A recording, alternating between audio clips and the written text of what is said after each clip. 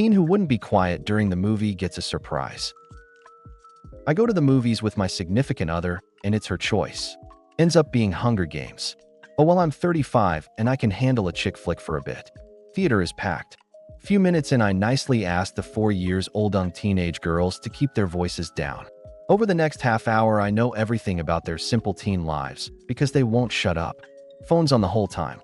I get a little more firm and then angry with them. Then a plan comes together. I had a huge soda in my hand and carefully carve a hole in the bottom with a key and plug it with my finger. Say to my significant other, we're out of here.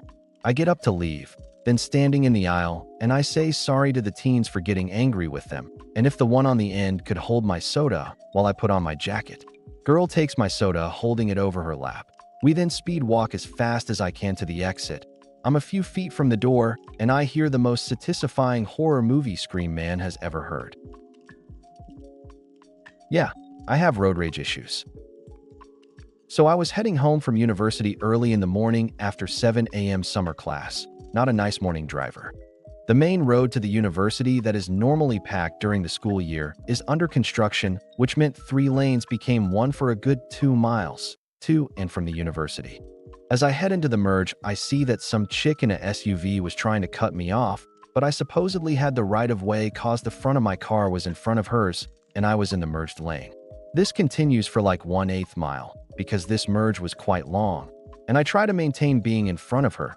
She without warning starts to merge left onto my lane with me there knowing that I was there, so I had no choice but to go into the center lane, left turning lane, until this dumb bitch passed me and I could merge back in. I had a smaller car so she would have won the fight. Kicker is when I merged back and she flipped me the finger and crap was going to go down because I felt I was being generous to not have our sides messed up. As we passed the construction and the road went back into 3 lanes, she immediately goes back to the middle lane, and I gunned it past her and cut her off as close as possible, as soon as my front tires overtook the front of her car since I was driving faster than her. I then slammed on my brakes all the way to 0 miles per hour, flipped her off. As I felt triumphant, I started to accelerate but wasn't really ready to let her off just yet. She switched lanes again, thinking this is over and that civility would restore. Wrong. I did it again. Now she honks at me and tries to escape by switching lanes again. Wrong. 3rd time's a charm. Now she is probably freaked out. Me as well, because normally I would leave it at flipping them off as I drove past. Freaking blood rush. She pulls into the nearest parking lot on the right, and I go on my merry way feeling quite accomplished. Again, I acknowledge that I have road rage issues. Sweet and sticky revenge. Okay, so to start off, I was in the military for about 10 years, and after you are done with basic training in your tech school, you get orders to your first base. Well, when you are fresh out of basic and tech and not married, you have to live in the dormitories on the base. This happened around 1999 when you had to share your dorm room with a roommate and also share the toilet and shower with the 2 people in the room next to yours. I had the luck of having this little macho butthole as a pissmate. That's what we called the people you shared the bathroom with. He would brag constantly about all the girls he had slept with, and even had what he called a victim book with X-rated pics of all the girls he'd slept with. In all honesty, this was none of my business until about a year later, he was trying to get in the pants of a girl that I happened to be very good friends with. She was an extremely nice girl and wanted nothing to do with one-night stands. I very politely warned her to watch out for this guy, because that's all he wanted out of her.